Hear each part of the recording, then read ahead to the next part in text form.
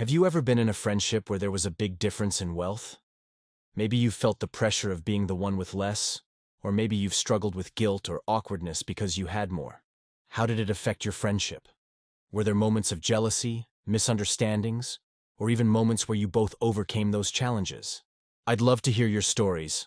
Drop your experiences in the comments below, and let's have an honest, open discussion about this. Remember, your story might help someone else who's going through something similar. Today, we're diving into a very controversial topic: why the rich should never be friends with the poor. Sounds harsh, right? But hold on.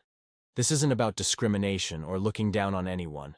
Friendship is supposed to be about connection, understanding, and support.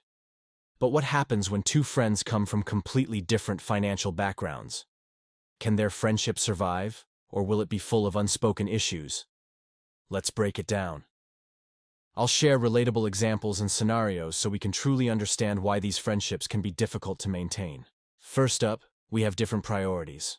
The rich and poor often have completely different goals in life, and this can make their friendship hard to navigate.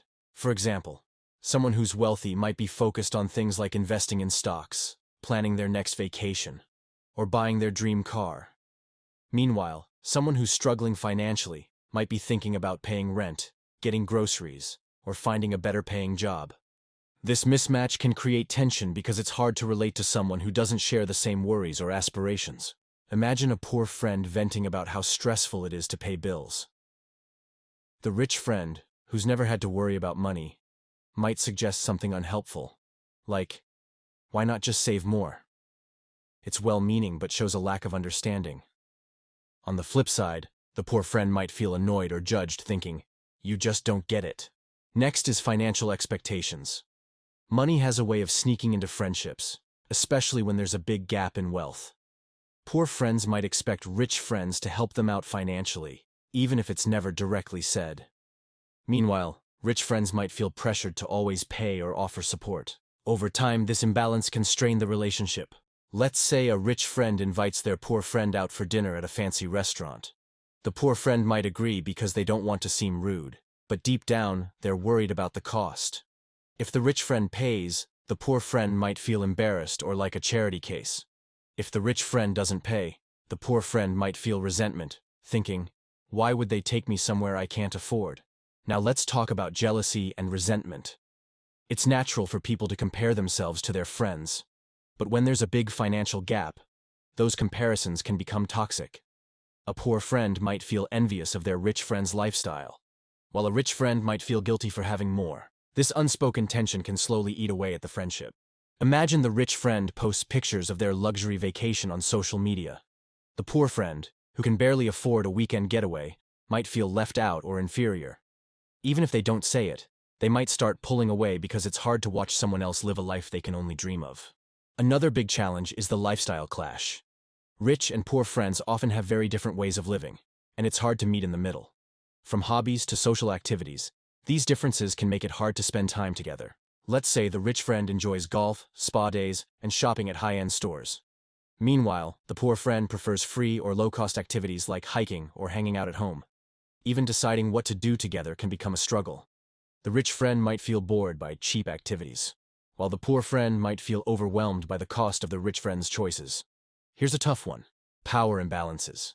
When one friend has significantly more money, they often have more influence over decisions. They might not mean to, but the wealthier friend can end up dominating the relationship. Imagine the rich friend always choosing where to go, what to do, and even paying for everything.